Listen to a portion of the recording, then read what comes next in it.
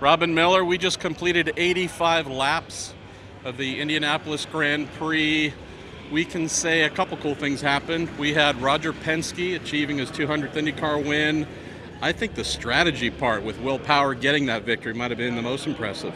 What's impressive is there was actually some passes for the lead on the racetrack. That was cool. I'm not sure ABC got him, but there was at least one we saw.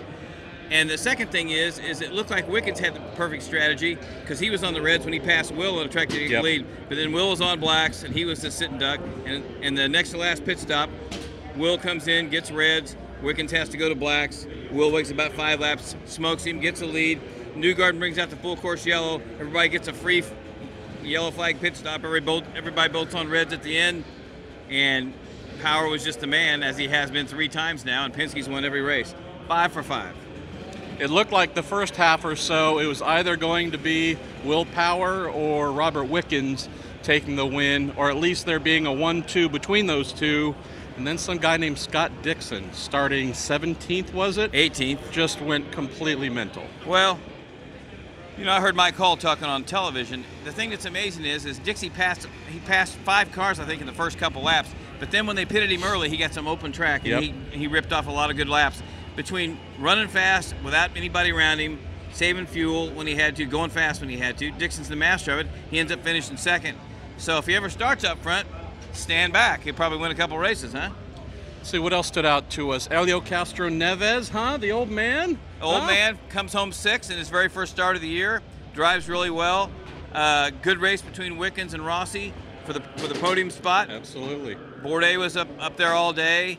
Graham Rahal starts in the back and finishes 8th, hanging in the points championship. I'm not sure what the standings look like, but Newgarden was pretty ambitious and tried to. But no harm, no foul. I mean, it cost him probably, what did it cost him, a 4th or 5th place? And he ended up at 11th, so that's going to hurt him in the points, but a lot of races to go. It was just kind of an eventful race. I mean, you know, people say, well, you know, follow the leader. But there was a lot of passing on the track. At least we saw a lot of passing. I think these cars work pretty good on street courses and road courses. The only team that really had a hard time and their day got shot in the first turns was Ed Carpenter Racing. Poor Jordan King, no fault of his own, got knocked off track. And then I think trying to maybe one-up his teammate, we had Spencer Piggott decided he wanted to go to the moon and launched over the curbs. He got some impressive hang time. The FAA called, said nice job, but got to schedule that flight plan ahead of time. He brought it in on 4 wheels. ECR had an unfortunate day after a very promising qualifying, so they're one team that didn't have such a good day. Ed Jones was running well, but things kind of went a little sideways towards the end. He got a flat tire. Yeah. So, Andretti had a tough day. Ron Hunter-Reay, you thought, dropped a cylinder. Yeah, it sounded like they were in 7. Marco didn't have a very good day.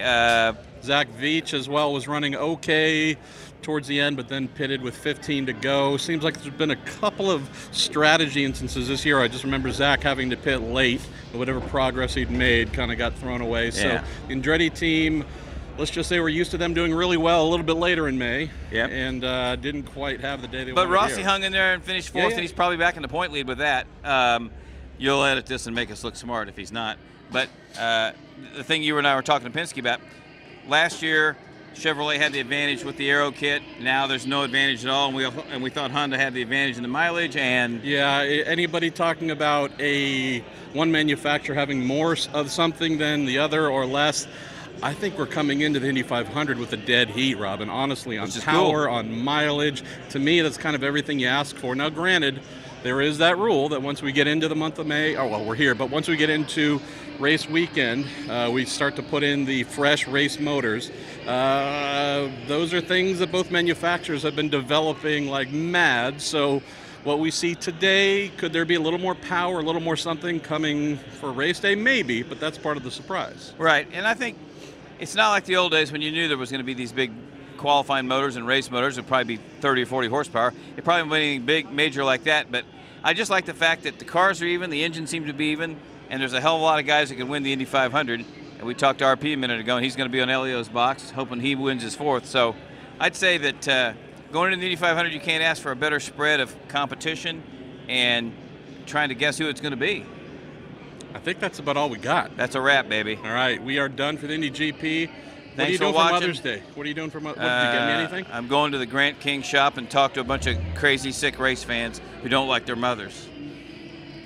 Is that how we should end the video? No, we should say, you should say hi to your wife. Hello. She's actually surprised. She's flying out after qualifying for a couple days, but that's on the down low. That's all right. Nobody's supposed to know that. There'll be a small band to greet her at the airport. She's going to be so mad when she sees this. We appreciate you guys reading RACER.com and watching Marshall's videos and pictures. We'll talk to you soon.